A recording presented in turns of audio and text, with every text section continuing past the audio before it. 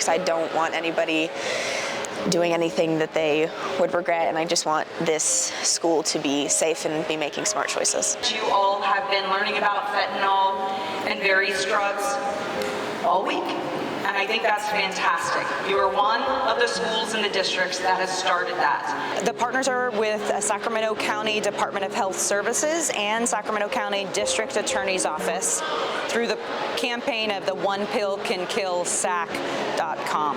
Our mission is to bring awareness and education about the devastation that we're seeing with fentanyl. I never imagined coming out to talk to you about something like this. This is very difficult. Before I talk about what happened to my son Zach and how he died, I'd like to share a minute of how he lived. And we were taught rapidly. It was like a Mack truck that came out of nowhere and hit our family when we discovered Zach no longer alive. And as we put the pieces together, we realized that he got involved with a prescription pill, and it was a counterfeit one, and it was one that was poisonous. Fentanyl-related deaths have surpassed our gun-related homicides here in Sacramento County for the second year in a row.